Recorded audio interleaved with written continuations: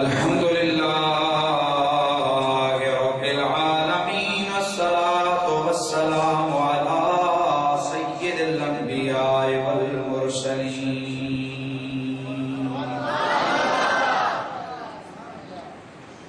وعلى آله الطيبين الطاهرين وعلى أصحابه الراشدين.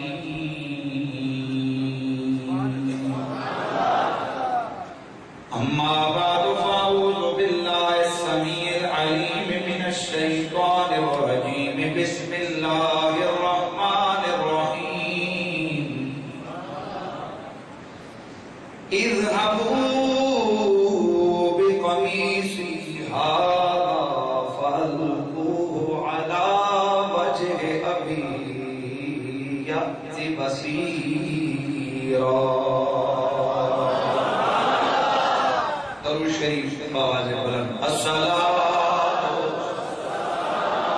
والسلام علیک یا رسول اللہ وعلی آلک واصحابک یا سیدی یا حبیب اللہ.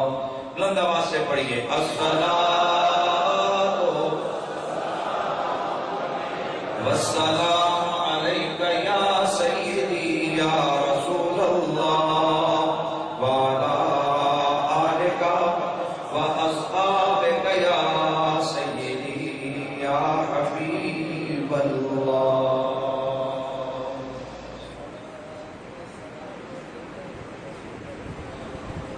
بعد از حمد و صلات معزز و محترم حاضرین و سامعین، السلام علیکم ورحمۃ اللہ وبرکاتہ. گرامی القدر حاضرین و سامعین، قصہ یوسف علیہ السلام قرآن و سنت کی روشنی میں بیان ہو رہا تھا،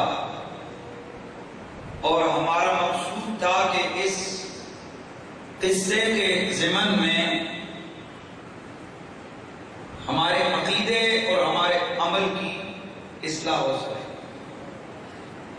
جناب حضرت سیدنا یعقوب علیہ السلام کے بیٹے جس وقت جناب حضرت یعقوب علیہ السلام کی بارگاہ کے اندر حاضر ہوئے اور عرض کی کہ حضرت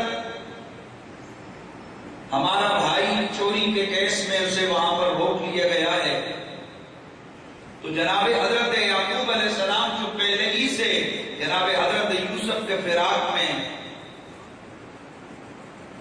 رو رہے تھے، آپ کو اتنا صدمہ پہنچا کہ آپ کی رونے سے آنکھوں کی بینائی چلی گئی. روایات میں آتا ہے کہ جب حضرت یعقوب علیہ السلام روتے تو آپ کے رونے پر آسمان کے ملائک بھی رونا شروع کر دیتے. چنانچہ حضرت یعقوب علیہ السلام نے اپنے بیٹوں سے فرمایا، بیٹو ایسا کرو کہ یا بنی اذهبوا فتحسسوا من یوسف واخیہ ولا تیأسوا من روح اللہ انہ لا ییأس من روح اللہ الا القوم الکافرون.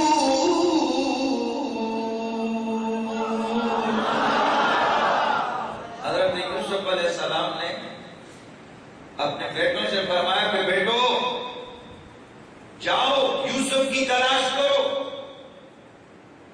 اللہ کی، یوسف اور اس کے بھائی کی تلاش کرو، اللہ کی رحمت سے مایوس مت ہو جاؤ، کیونکہ رب کی رحمت سے مایوس ہونا یہ تو کافروں کا کام ہے. جناب حضرت یعقوب علیہ السلام کے یہ الفاظ بتا رہے ہیں کہ آپ کو یقین تھا کہ ابھی یوسف زندہ ہے، ابھی جناب حضرت یوسف علیہ السلام زندہ ہیں. اور مفسرین کرام نے لکھا ہے کہ دوسرا حضرت یعقوب علیہ السلام کو اپنے بیٹے جناب حضرت یوسف کا وہ خواب یاد تھا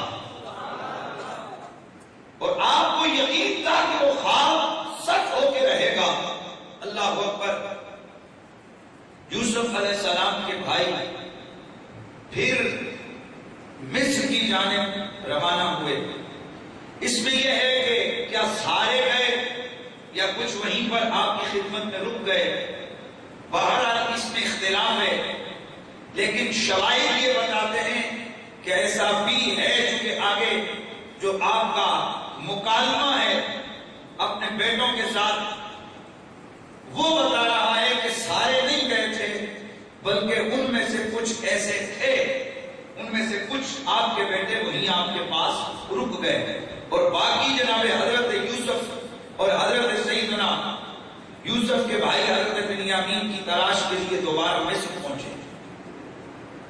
ادھر گھر کے حالات اور دیگر ہو گئے، گھر میں بھوک اور پریشانی نے ڈیرے ڈال دیے۔ چنانچہ یہ سارے کہ جب پہنچے حضرت یوسف علیہ السلام کی خدمت میں تو عرض کرنے لگے، یا ایھا العزیز مسنا واہلنا الضر وجئنا ببضاعۃ مزجاۃ فاوف لنا الکیل وتصدق علینا ان اللہ یجزی المتصدقین۔ اللہ اکبر۔ جناب حضرت یوسف کی بارگاہ میں جب یہ پہنچے تو جناب یوسف کی بارگاہ میں عرض کرنے لگے، اے عزیز مصر،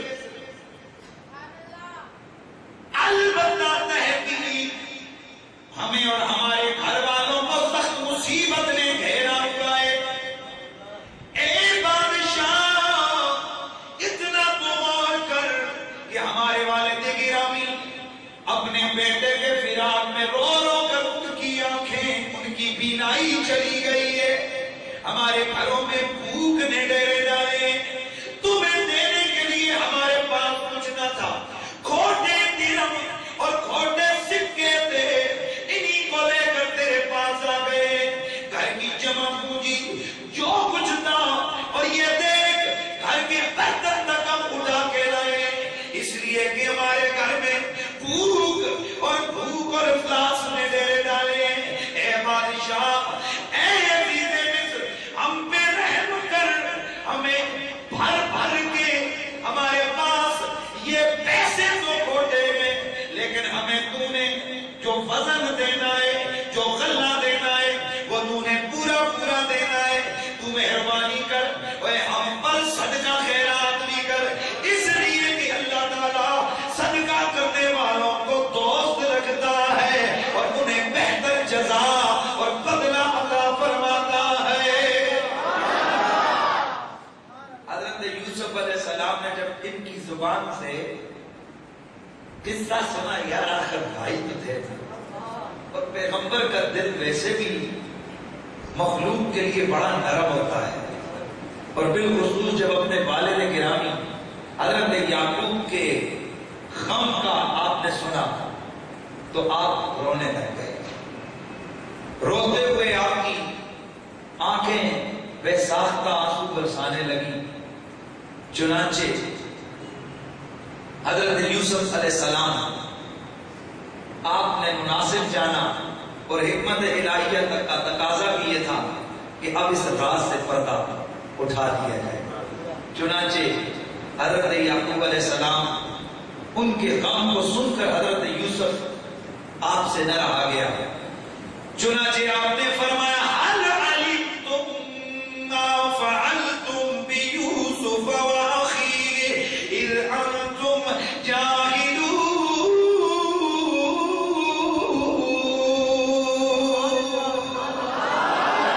جناب حضرت یوسف نے فرمایا، یہاں آنے والوں، اتنا تو بتاؤ کہ کیا تم یوسف اور بھائی کے معاملے کو جانتے ہو یا نہیں، کہ تم نے ان کے ساتھ نادانی میں کیا کیا کیا تھا۔ جیسے ہی عزیز مصر کی زبان پر حضرت یوسف کا نام سنا تو یہ حیرت سے دیکھنے لگے کہ یوسف کا معاملہ وہ تو اس کو پتا نہیں ہے، کہیں دل میں خیال ہے کہ کہیں یہی تو یوسف نہیں۔ ان کی اس حیرت اور استعجابی حالت کو دیکھ کر حضرت یوسف مسکرا پڑے۔ تو چونکہ جب آپ مسکراتے تھے بچپن سے، تو آپ کے مسکرانے سے آپ کے دانتوں کے ذریعے سے نور کی کیفیت چھلکتی تھی. تو یہی آپ کی وہ خاص کوالٹی تھی. جب آپ مسکرائے تو آپ کے وہ نورانی جلوے جب ان کے بھائیوں نے دیکھے پہچان گئے.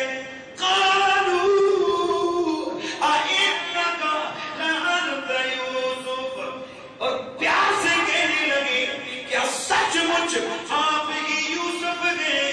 قال انا یوسف وهذا اخي قد من الله علينا انه من يتق ويصبر فان الله لا يضيع اجر المحسنين.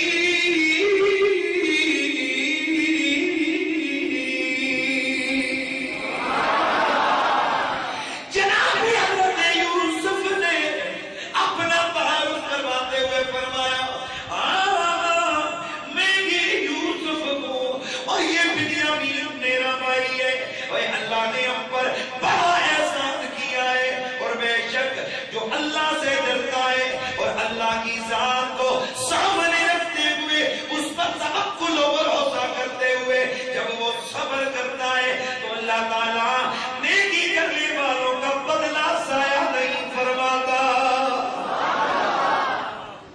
اللہ اکبر. جب پہچان گئے اپنی کیے پر ندامت کا اظہار کرنے لگے اور کہنے لگے تاللہ لقد آثرک اللہ علینا وإن كنا لخاطئین.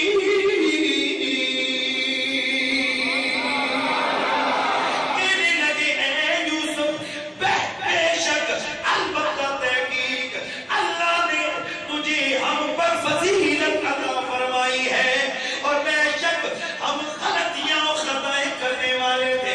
جب انہوں نے ندامت کا اظہار کیا ذرا غور کرو لوگوں ان کا کیا کرنا تھا. کس طرح جناب حضرت یوسف کو کس طرح مصیبت و مشقت میں انہوں نے ڈالا. لیکن پیغمبرانہ اخلاق کا ذرا مشاہدہ کرو. حضرت یوسف علیہ السلام آپ نے کس قدر وسیع القلبی کا مظاہرہ کیا. فرمایا عليكم اليوم يغفر الله لكم وهو أرحم الراحمين.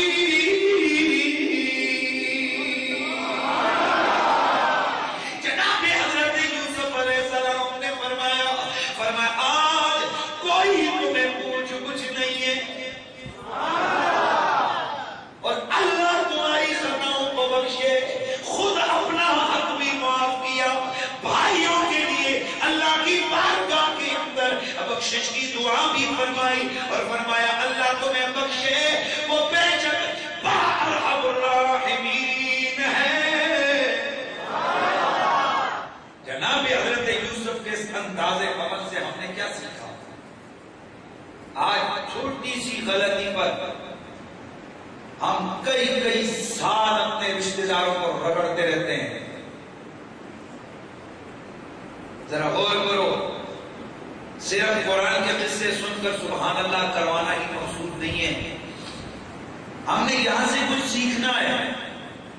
کیا ظلم کیا سختیاں کہاں بکتے بکاتے حضرت یوسف کس جگہ پر کہاں جیلیں کاٹی آپ نے ان بھائیوں کی وجہ سے جنہوں نے اپنی طرف سے انہیں معاذ اللہ شہید کرنے کا منصوبہ بنایا تھا.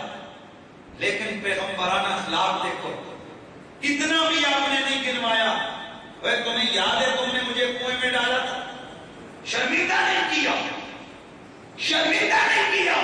یہ ہے اللہ کے پیغمبروں کے اخلاق. بلکہ آپ نے ان کی طرف سے خود عذر بیان کرتے ہوئے فرمایا. آپ نے فرمایا اذ انتم جاہلون.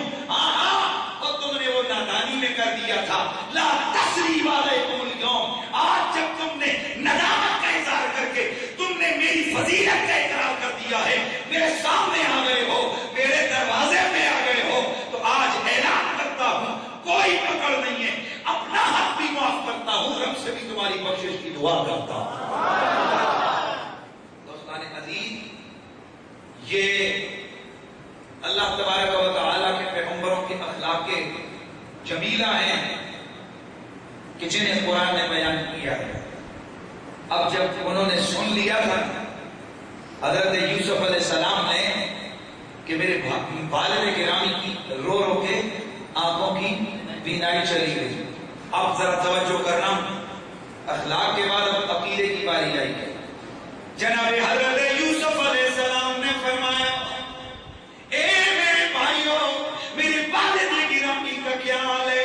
جب بھائیوں نے ان کا وہ حالت، ان کی حالت کو بیان فرمایا، اور جب بیان کیا اور عرض کیا کہ اے یوسف، رو رو کے ان کی آنکھوں کی بینائی چلی گئی ہے، اور پھر کہنے لگے آئے کاش آج اگر ہمارے والد گرامی یہاں ہو کر دیکھیں، آپ کی شان شوکت دیکھیں، آپ کا یہ تخت، یہ حکومت دیکھیں تو کتنے خوش ہو جائیں، لیکن افسوس کہ دیکھنے کے لیے ان کے پاس بینائی نہیں۔ حضرت یوسف مسکرائے، توجہ فرمانا، آپ نے فرمایا اذهبوا بقمیصی هذا فألقوه على وجه أبي يأت بصيرا وأتوني بأهلكم أجمعين۔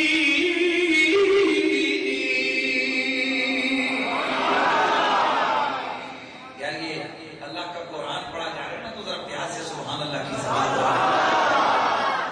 اللہ اکبر۔ حضرت سیدنا یوسف علیہ السلام نے اپنی قمیص اتاری، قمیص اتار کے اپنے بھائیوں کو دی، فرمایا لے چلو یہ قمیص، لے چلو اس کو جا کر میرے والد کی آنکھوں پہ مار دینا، آنکھوں پہ ڈال دینا، اللہ بھی بھائی واپس لوٹا دے گا۔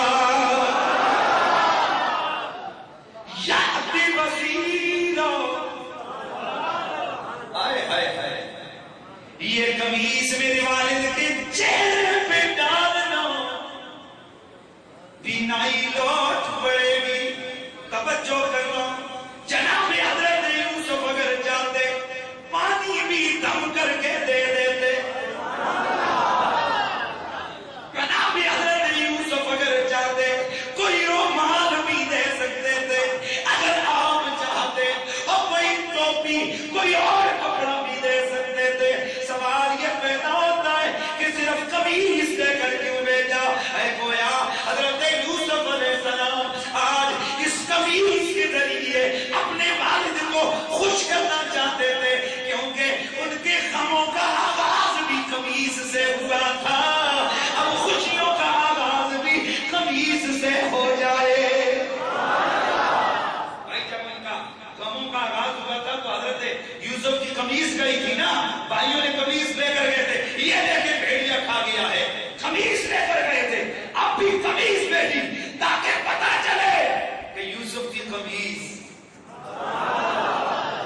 جب پہلی قمیص گئی تھی تو غم کا آغاز ہوا، اب جائے گی تو جو بڑا بھائی تھا نا یہودا، اس نے بھی قمیص کہنے لگا، پہلے بھی وہ قمیص میں لے کے گیا تھا جس پہ خون ملا تھا، اب بھی میں لے کے جاؤں گا، کیونکہ اسی قمیص سے ان کے غم کا آغاز ہوا تھا، اب یہ قمیص لے کے جاؤں گا تاکہ ان کی خوشیاں شروع ہو جائیں۔ روایت میں آتا ہے کہ کئی فرسنگ تک پیدل بھاگتا ہوا آیا اور خوشی کے عالم میں کھانا تک نہیں کھایا، خوشی ہے بھائی کے ملنے کی، اپنے والد گرامی کی۔ اب یہاں جو چیز میں عرض کرنے لگا ہوں، حضرت یوسف علیہ السلام آپ قمیص دے رہے ہیں اور فرماتے ہیں یاقوت وسیلہ، یہ نہیں فرماتے کہ شاید آنکھ کی بینائی لوٹ آئے، بلکہ یقینی جملہ کہتے ہیں یاقوت وسیلہ، میرے باپ کی بینائی لوٹ کے آئے گی، میرے باپ کی بینائی لوٹ کے آئے گی، لے چلو۔ سوال یہ پیدا ہوتا ہے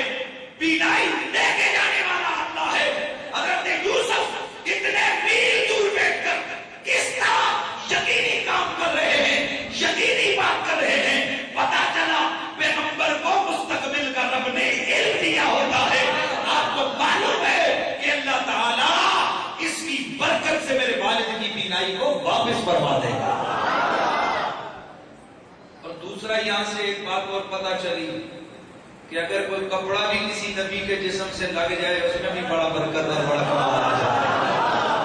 اور اگر جناب حضرت یوسف علیہ السلام کی قمیص کا یہ عالم ہے، میرے رسول کی قمیص کا کیا عالم ہوگا؟ اللہ اکبر.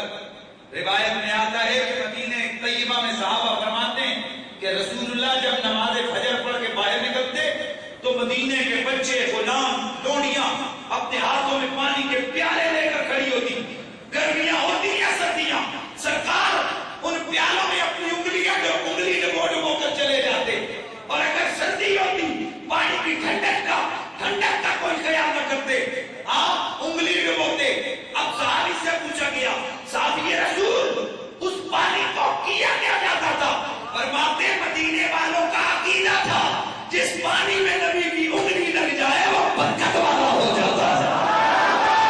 وہ اپنے بیماروں کو پلاتے تھے اور اپنے گھروں کی بیماریوں کا علاج اس پانی کے ذریعے سے کرتے تھے. اللہ اکبر.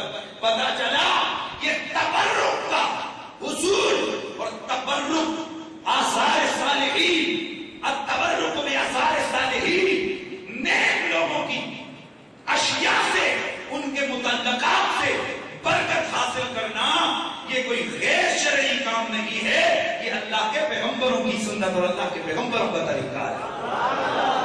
اللہ اکبر. جناب حضرت سیدنا یوسف علیہ السلام کے بھائی قمیص لے کر جب مصر سے روانہ ہوئے، قرآن کہتے ہیں وَلَمَّا فَصَلَتِ الْعِيرُ. توجہ. ادھر قافلے نے مصر کو چھوڑا، ادھر یعقوب علیہ السلام کنعان میں بیٹھے ہوئے ہیں اور کہتے کیا ہیں؟ قَالَ أَبُوهُمْ إِنِّي لَأَجِدُ رِيحَ يُوسُفَ لَوْلَا أَن تُفَنِّدُونِ. جناب حضرت یعقوب نے ادھر کنعان کے اندر فرمایا او میرے بیٹو، میرے پوتو، اور اگر تم مجھے سٹھیایا ہوا نہ کہو تو سچی بات یہ ہے، انی پکی بات ہے، وہ قسم ہے، اور مجھے یوسف کی خوشبو محسوس ہو رہی ہے، اور میں یوسف کی خوشبو پا رہا ہوں. اور ایسے آئیڈیے پہ بات نہیں کی، فرمایا انی لاجد، بے شک نام بھی تاکید کو، انی نون انا حرف العطف مشبہ بالفعل، دو تاکیدیں لگا کرو، بے شک مجھے یوسف کی خوشبو آ رہی ہے. تو جو بیٹے اور پوتے پاس تھے نا وہ کہنے لگے انک لفی ضلالک القدیم. اصل میں آپ کو پرانی محبت یاد آئی ہے. کہاں یوسف، کہاں ان کی خوشبو؟ کیونکہ سب کے ذہن میں یہ تھا کہ جناب یوسف علیہ السلام کا تو کیا ہو گیا ہوگا، ابھی تک وصال ہو گیا ہوگا. فلما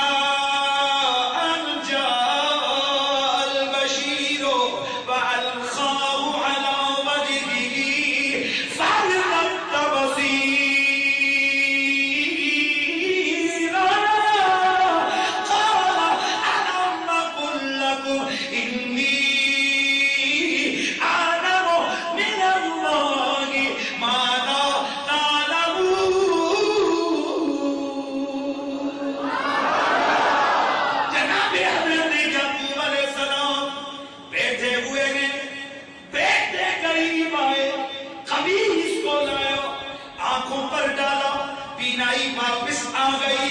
آپ نے فرمایا او ذرا اب بتاؤ، کیا میں تمہیں نہیں کہا کرتا تھا کہ اللہ نے جو مجھے علم دیا ہوا ہے وہ تمہیں نہیں دیا ہوا؟ انی عالم ما لا تعلمون، اور جو میں جانتا ہوں وہ تم نہیں جانتے. اللہ اکبر. جس وقت بیٹے پہنچے، آئے یار کیا خوشی کا معاملہ ہوگا جب درجنوں سالوں کے بعد باپ نے یہ سنا ہوگا کہ میرا بیٹا زندہ ہے. کیا وہ منظر ہوگا. لیکن اس کے باوجود آئیے پیغمبر کی ادا کو دیکھیے. حضرات یہ پوائنٹ ہے جو آپ کے سامنے رکھتا ہوں اور ہماری زندگیوں کے لیے یہ بہت بڑی بات ہے. حضرت یعقوب علیہ السلام کے بیٹوں نے جب عرض کیا ابا جان ہمارا بھائی یوسف تو مصر میں زندہ ہے. کہا کیسا ہے؟ ابا جان بادشاہ ہے. آپ تڑپ گئے. فرمایا وہ میں یہ نہیں پوچھتا کہ وہ کیا کام کرتا ہے, میں تو یہ پوچھ رہا ہوں کہ کس دین پر ہے, عقیدہ کیسا ہے اس کا. بیٹوں نے عرض کی ابا جان وہ اللہ کی وحدانیت کے عقیدے پر اسلام پر زندہ ہے. حضرت یعقوب علیہ السلام نے اللہ کا شکر ادا کیا. بھائی ہم جیسا اگر کوئی ہو تو بیٹے کی نوکری کو سن کر لوگ پاگل ہو جاتے ہیں, اور جب یہ پتا چلے بیٹا ہے بھی زندہ اور بیٹا مصر کا بادشاہ بھی بن گیا ہے تو باقی باتیں تو ویسے بھی بندہ بھول جاتا ہے. لیکن یہ ہے پیغمبرانہ اخلاق, یہ ہے پیغمبروں کا اللہ کے دین کے ساتھ پیار اور محبت کا جذبہ. ایسے عالم بھی کہتے ہیں او بادشاہی کو میرے کیا کرنا, اور یہ بتاؤ میرا بیٹا دین کس پر زندہ ہے. پتا چلا کہ اگر جو سچا باپ ہے اس کو اگر سب سے زیادہ فکر ہونی چاہیے تو اپنے بیٹے کے دین کے معاملے کی ہونی چاہیے, اس کی عقیدے کی ہونی چاہیے. افسوس تو یہ ہے آج ہماری منزل یہ ہوتی ہے کہ ہمارا بیٹا نوکری نہ جائے, چاہے وہ کسی بد مذہب کے ہتھے چڑھ جائے یا بیشک دین کا کباڑا کیوں نہ نکل رہا ہو, لیکن بس بیٹے کی نوکری ہونی چاہیے. یہ قصہ یوسف ہمیں یہ بھی سکھا رہا ہے کہ اللہ کے دین کو سب سے اوپر رکھنا چاہیے, اور جب اللہ کے دین کو مد نظر رکھو اللہ دنیا کی بھی خوشیاں عطا کرتا ہے, اللہ عقبہ کی بھی خوشیاں عطا فرماتا ہے. اللہ اکبر. اب سارے بیٹے بیٹھے ہیں اور آپ کہتے کیا ہیں, اپنا احساس ہو گیا غلطی کا. یا ابانا استغفر لنا ذنوبنا انا كنا خاطئین. ابا جان ہماری بخشش اللہ سے مانگیے, ہم نے بڑے گناہ کیے ہیں. قال سوف استغفر لكم ربی انه هو الغفور الرحیم. حضرت یعقوب نے فرمایا میں اپنے رب سے تمہاری بخشش مانگوں گا, میں اللہ سے تمہیں بخشواؤں گا.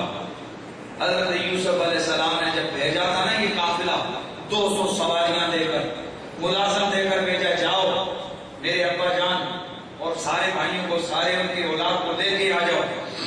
ادھر جس وقت حضرت یعقوب علیہ السلام سوار ہو کر مصر کی جانب چلے, حضرت یوسف نے اپنی افواج کو حکم دیا وہ سواریوں میں سوار ہو کر اور شہر کے رئیس ہاتھوں میں جھنڈے اٹھا کر اور خوبصورت لباس سر پر پہن کر وہ رستے میں آ گئے. فوج کی صفوں کی صفیں کھڑی ہیں. حضرت سیدنا یعقوب علیہ السلام جب مصر کے قریب پہنچے, آگے سے افواج کے جب دستے آگے ہوئے دیکھے, اپنے بیٹوں سے پوچھا یہ کیا ہے, یہ کون سا بادشاہ ہے, اس کی افواج کدھر جا رہی ہیں. انہوں نے عرض کی ابا جان یہ آپ کا بیٹا جو حضرت یوسف ہے یہ ان کی افواج ہے. حضرت سیدنا یعقوب علیہ السلام نے اللہ کا شکر ادا کیا. آپ حیرت اور استعجاب کی کیفیت میں تھے کہ اتنے میں حضرت جبریل امی حاضر ہوئے, آگے عرض کی اے اللہ کے پیغمبر صرف ان کو نہ دیکھیے, ذرا اوپر دیکھیے. آپ نے اوپر دیکھا تو فرشتے بھی صفے بنا کر کھڑے تھے, ان کے ہاتھوں میں بھی جھنڈے تھے, وہ بھی خوشیوں کا اظہار کر رہے تھے. عرض کی اے جناب یعقوب جب سے آپ نے رونا شروع کیا ایک دن بھی ایسا نہیں کہ جب آپ کے رونے کے ساتھ فرشتے شریک نہ ہوئے ہو, اور آج اللہ نے انہیں حکم دیا ہے اے میرے یعقوب کے غم میں رونے والے فرشتوں جاؤ میرا یعقوب آج خوش ہو رہا ہے, اس کی خوشی میں تم خوشیوں کا اظہار بھی کر دو. حضرت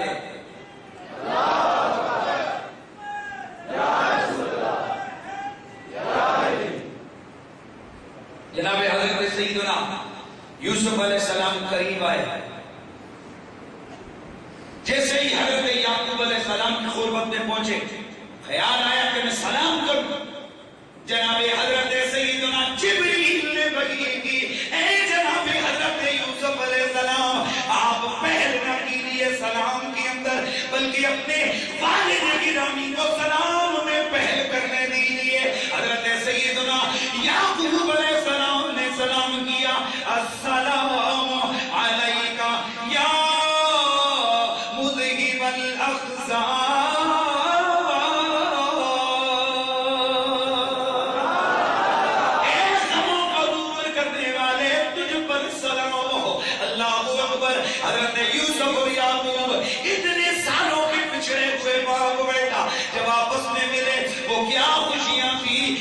آسمانوں پر بھی شادیاں نے بجنے لگ گئے.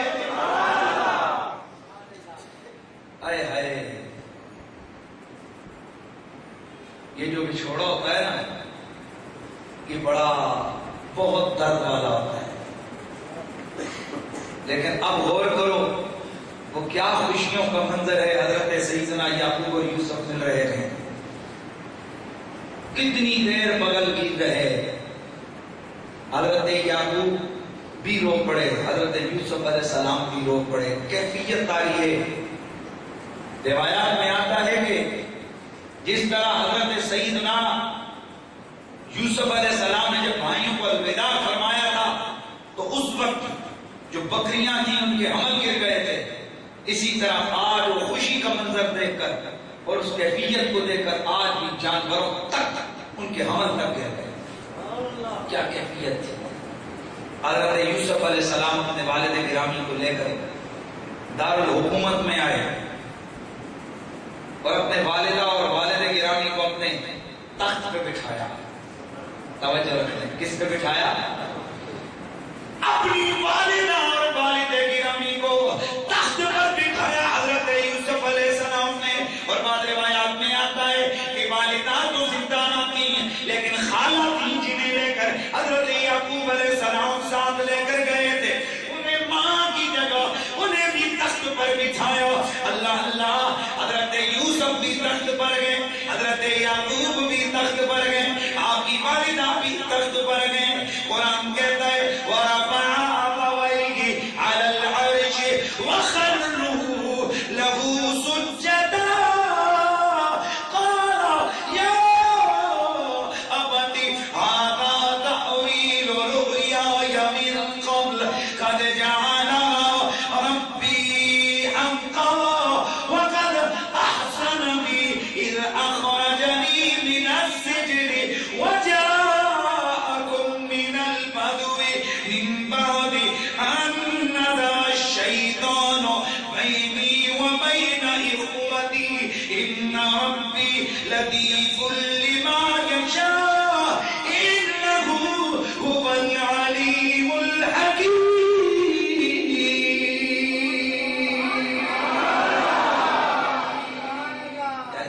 قرآن میں نے عرض کیا نا, ذوق کھا رہا ہے کہ قرآن پڑھا جائے. جناب حضرت یوسف علیہ السلام آپ تخت پر بیٹھے ہوئے ہیں, آپ کے والد بھی تخت پر بیٹھے ہیں, آپ کے بھائی آئے, سب نے مل کر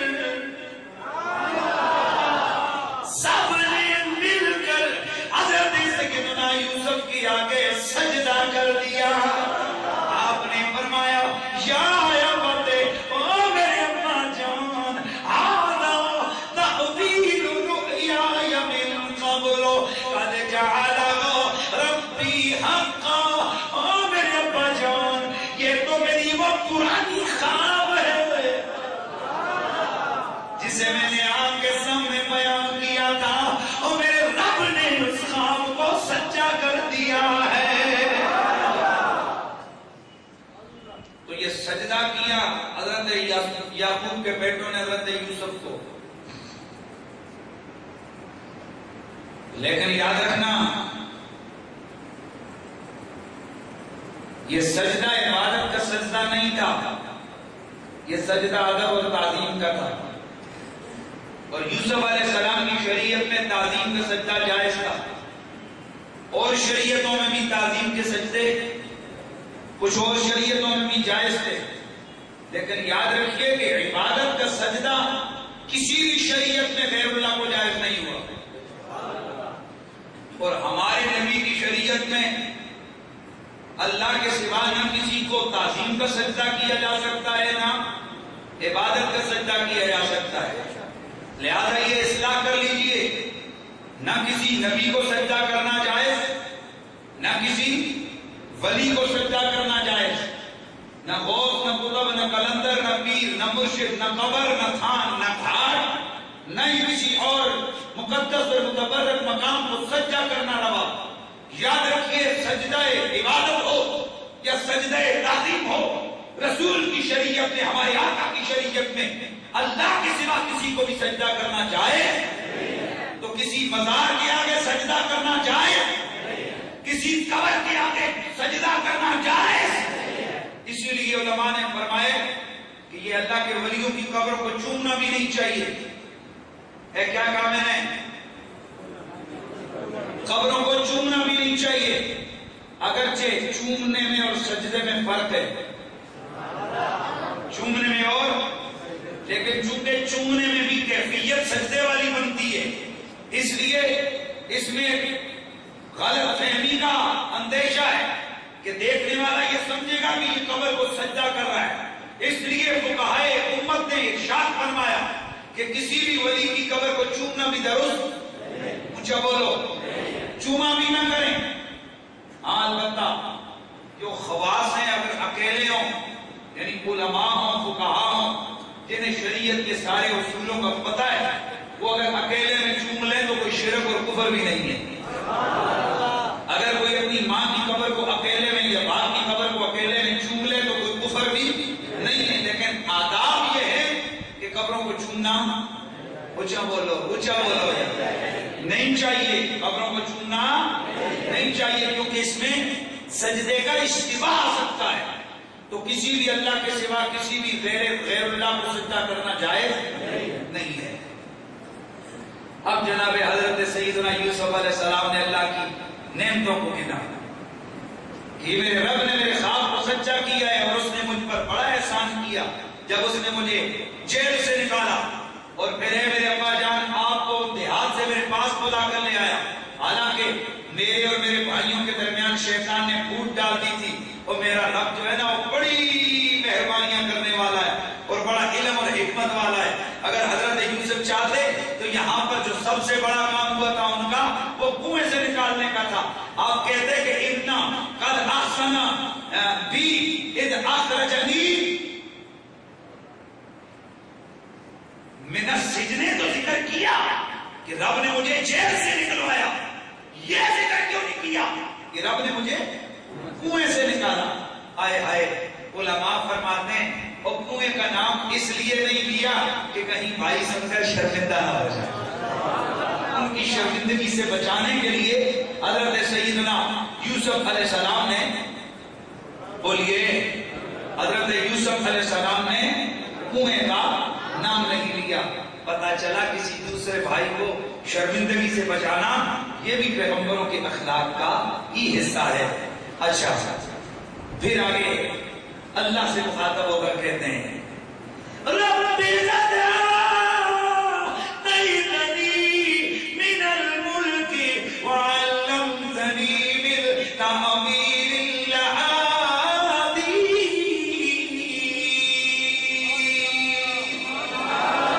فاطر السماوات والارض انت ولی فی الدنیا والآخرہ توفنی مسلما والحقنی بالصالحین.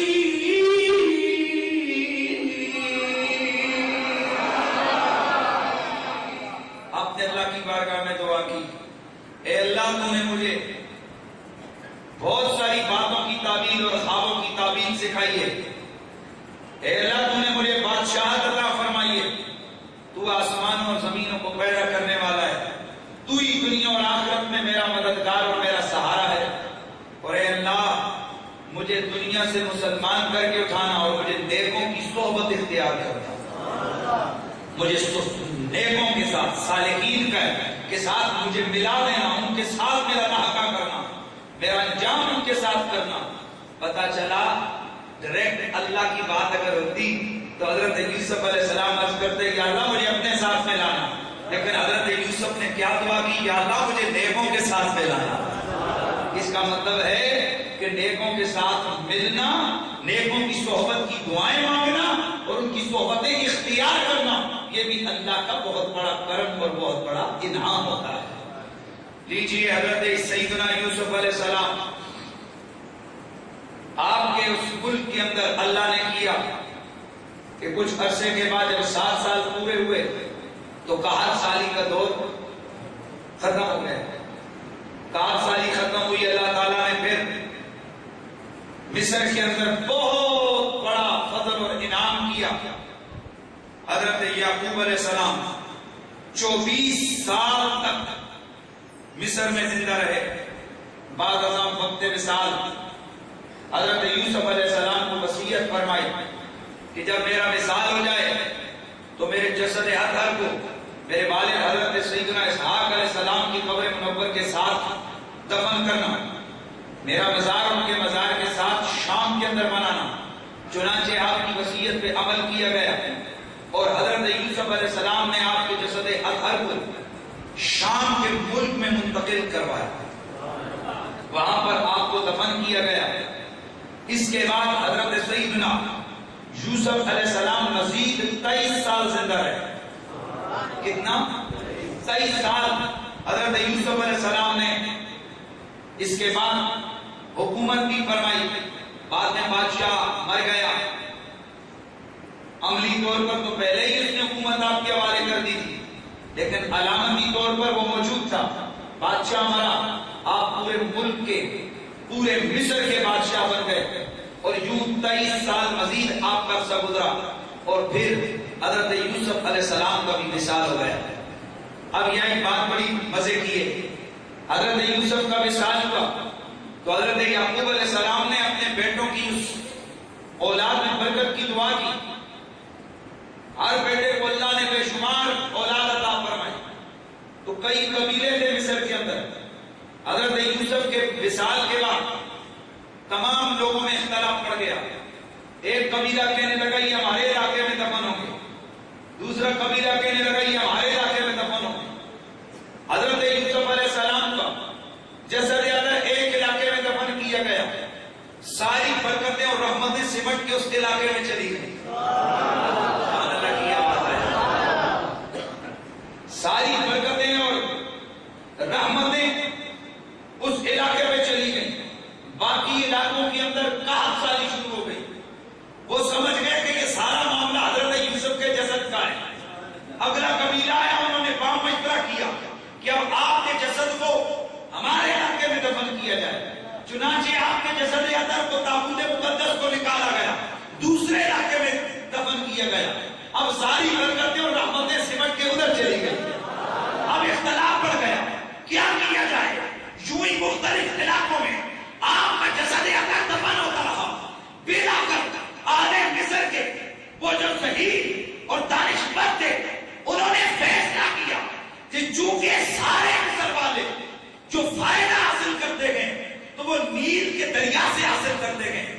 ایسا کرتے گئے, ایک ایسا واٹر پروف تابوت تیار کرتے ہیں سنگ مرمر کا, اور حضرت یوسف کے جسد کو اس میں ڈال کر اس کو دریا کے اندر دفن کر دیتے ہیں. چنانچہ آپ کے جسد کو جب دریائے نیل کے اندر ایک جگہ پر دفن کیا گیا, اب پانی ان کے مزار کو چھو کر جانے لگا. جدھر جدھر وہ پانی جا رہا ہے رب کی رحمتیں اور برکتیں ادھر ادھر جا رہا ہے. 400 سال حضرت یوسف علیہ السلام کا جسد اطہر دریائے نیل کے اندر رہا. حضرت موسیٰ علیہ السلام آپ جب مصر کے اندر پہنچے, آپ نے فرعون کو شکست دی, مصر سے نکلنے لگے.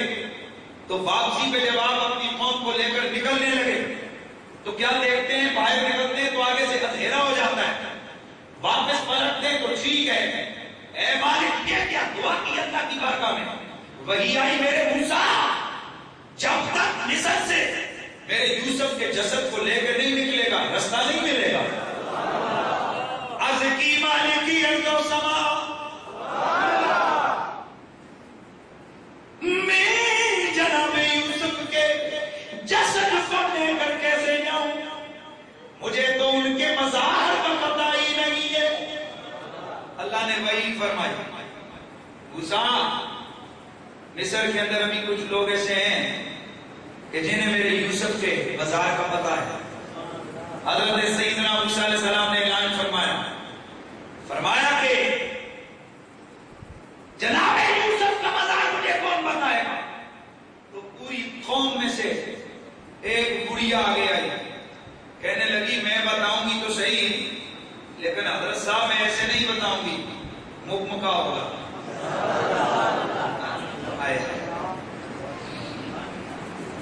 سودا ہو گیا نا، پھر بتاؤں گی مزار کا پتہ۔ فرمایا کیا مانگتی ہے؟ عرض کرنے لگی ہے جناب حضرت موسیٰ، میں یہ چاہتی ہوں کہ مجھے جنت میں آپ کا قرب مل جائے۔ سودا فرما لیں کہ جنت میں مجھے آپ اپنے والا درجہ دے دیں، اپنے والا درجہ دے دیں۔ ہائے ہائے، ارے یار بڑا زبردست یہ واقعہ ہے، لیکن حدیث میں یہ واقعہ میرے نبی نے سنایا، اور سرکار نے سنایا کب؟ ہائے ہائے، صحابہ فرماتے ہیں ایک دن ہم بیٹھے ہوئے تھے حضور کی بارگاہ میں کہ اتنے میں ایک دیہاتی بدو آیا، جیسے ہی وہ بدو دیہاتی آیا تو آ کر عرض کرنے لگا اسألک یا محمد، اے محمد سوال کرتا ہوں۔ آقا خاموش رہے، پھر عرض کرنے لگا اے محمد سوال ہے۔ آقا پھر خاموش، پھر عرض کرنے لگا اے محمد سوال ہے۔ آقا نے فرمایا سال،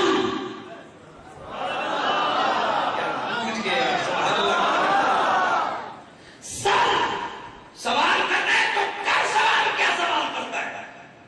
صحابہ فرماتے ہیں ہمارا دل دھڑکنے لگا، لو بھائی ابھی جنت مانگے گا، لو بھائی ابھی جنت مانگے گا۔ لیکن اس بدو دیہاتی بڈھے نے مانگا کیا؟ عرض کرنے لگا اے محمد بس مجھے ایک اونٹ پر سامان لاد کر دے دیں۔ سرکار نے فرمایا دے دو اس کو سامان لاد کے اونٹ پر۔ پھر آقا اس کی طرف مڑے، فرمایا او بڈھے، اور تو موسیٰ کی بڈھی سے بھی نکما نکلا۔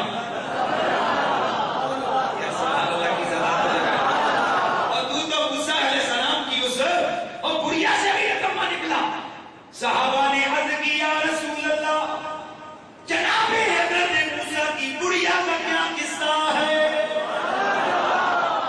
وہ حضرت موسیٰ کی گڑیا کا کیا قصہ ہے؟ پھر آقا نے پھر یہ قصہ سنایا۔ فرمایا جب موسیٰ نکلنے لگے نا تو رستہ نہیں مل رہا تھا۔ اللہ نے فرمایا موسیٰ جب تک یوسف کے جسد کو لے کے ساتھ نہیں جائے گا تب تک رستہ میسر نہیں آئے گا۔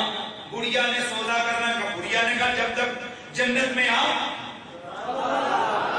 اپنے والا درجہ نہیں دیں گے اس وقت تک جناب میں سودا نہیں کروں گی، بتاؤں گی نہیں۔ حضرت موسیٰ نے فرمایا گڑیا چل سودا ہو گیا، ایسا کر جنت لے لے۔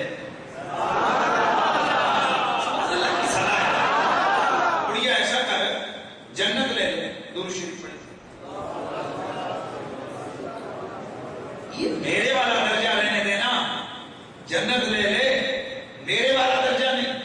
کہنے لگی نہیں حضرت موسیٰ جاؤں گی جنت میں ویسے جنت کو کیا کروں، مجھے آپ والا درجہ چاہیے، مجھے آپ کا پڑوس چاہیے۔ جناب حضرت سیدنا موسیٰ علیہ السلام آپ اسے صرف جنت پہ راضی کرتے رہے۔ گڑیا کی ایک ضد تھی کہ میں جنت میں آپ کے درجے میں جانا چاہتی ہوں۔ اللہ کی طرف سے وحی آئی، اے میرے موسیٰ جو یہ مانگتی ہے سودا کر لے پیارے، اس لیے کہ اس سے کم پر یہ کبھی راضی ہونے والی نہیں ہے۔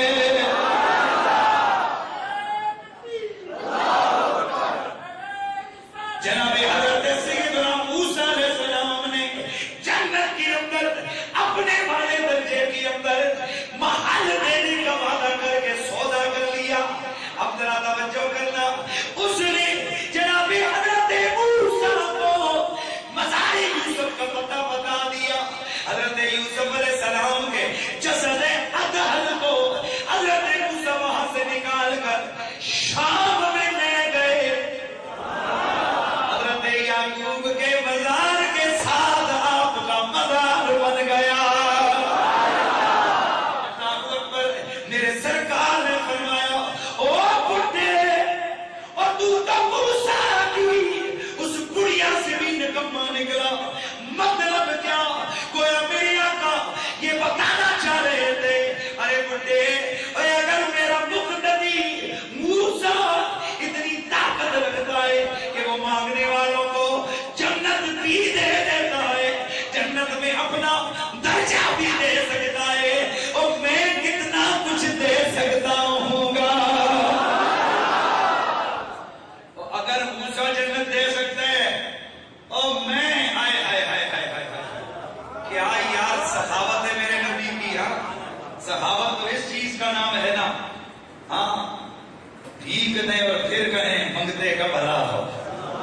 آج اگر کوئی لاکھ روپے کا بندے کے ذہن میں ہوتا ہے نا کہ یار یہ آدمی مجھ سے قرضہ مانگنے آ رہا ہے یا پیسے مانگنے آ رہا ہے, یہ تو کچھ لاکھ روپیہ مانگے گا, تو وہ آگے سے آ کر کے دے 10 روپیے دو جی, تو دینے والا خوش نہیں ہو جائے گا, کیوں چودھری صاحب؟ اور تھوڑے کو گرانٹ منگنا ہوا تھوڑے ذہن سے ہوا کہ نا محلے والے پوری گلی پکی کروانی دیوان کے آتے چودھری صاحب سرکار کسی مہربانی کرو نا ایک گلی بلب لوا دو, تو ساتھ کہنا جان چھٹی کتے 10-12 لاکھ روپیہ لانا سی کتے 10 روپیہ کے کام ہی مک گیا. تو ہمارا مزاج یہ ہے کہ ہمارے سامنے اگر کوئی مانگنے والا آئے تھوڑا مانگے نا, ہم تھوڑے پہ خوش ہوتے ہیں. کوئی آمنہ کا چاند حسنین کا نانا اتنا سخی ہے, تھوڑا مانگنے پہ خوش نہیں ہوتا, ناراض ہوتا ہے. اس لیے فرمایا بڑھیا وہ بڈھے تو موسیٰ کی بڑھیا سے بھی نکما نکلا. وہ مانگنا تھا تو مجھ سے جنت مانگتا, جنت کا درجہ مانگتا, کوئی بخشش مانگتا, اور کوئی عاقبت کی چیز یہ اونٹ وغیرہ, تو یہ تو بادشاہ اور امیر لوگ بھی دے دیتے ہیں. ہاں میں ہوں اللہ کا یار, اگر کہہ دوں جنت تو رب جنت کا اعلان کر دیتا ہے, اگر بخشش کی بات کر دوں تو اللہ بخششوں کے اعلان کر دیتا ہے. تو جناب حضرت سیدنا یوسف علیہ السلام کا مزار پر انوار شام کے ملک کے اندر بن گیا. یہ تھا قصہ یوسف کہ جو قرآن مجید نے یا احادیث اور روایت صحیحہ اور معتمد علیہ تفاسیر اور تواریخ نے اس کو بیان کیا ہے. اور مقصد یہی تھا کہ اس میں آنے والے جہاں اخلاقی پہلو تھے ان کو ہم اپنا عمل کا ذریعہ بنائیں, اس پر ہم عمل کریں, اور جہاں اعتقادی پہلو تھے ہم چیزوں کو سامنے رکھتے ہوئے ہم اپنے عقیدوں کو کیا کریں, بولیے اپنے عقیدوں کو کیا کریں, مضبوط کریں. یہاں سے پتا چلا سنیوں کا عقیدہ ہی سچا ہے, وگرنہ یہ اتنے 100 سال کے بعد حضرت یوسف کا جسم نہیں سمجھے آپ لوگ, اور اتنے 100 سال کے بعد آپ کا جسم اگر سلامت, یہاں سے پتا چلا. اور میں بلکہ ہم آج میں دیکھ رہا تھا, آج یا کل کا نوائے وقت ہے, غالباً آج کا ہے یا کل کا ہے, نوائے وقت ہے کہ یہاں کلر سجدہ کے قریب ایک بزرگ تھے, انہوں نے خواب میں آ کر اپنے کسی مرید کو فرمایا کہ بھائی کافی عرصہ ہو گیا, ادھر مجھے یہاں سے نکالو. مرید آئے, انہوں نے نکالا تو نوائے وقت کی جو ہے نا وہ خبر لگی ہوئی ہے کہ جناب پورے علاقے میں خوشبو پھیل گئی, اور پتہ نہیں کتنے سال گزر گئے ابھی تک اس اللہ کے ولی کا کفن بھی میرا نہیں ہوا. اگر عام ولی کی یہ شان ہے تو نبی کے لیے تو میرے رب کے حبیب نے گارنٹی دی ہے. میرے آقا فرماتے ہیں ان اللہ تعالی حرم علی الارض ان تأکل اجساد الانبیاء فنبی اللہ حی یرزق. اوے اللہ نے زمین پر حرام کر دیا ہے, مٹی پہ حرام کر دیا ہے کہ وہ اللہ کے نبیوں کے جسم کو کھائے, اور اللہ کا نبی اپنی قبر میں زندہ ہوتا ہے اور اللہ کی طرف سے اسے رزق بھی عطا کیا جاتا ہے. زمین میری نہیں ہوتی زمن میلا, زمین میری نہیں ہوتی زمن میلا نہیں ہوتا, محمد کے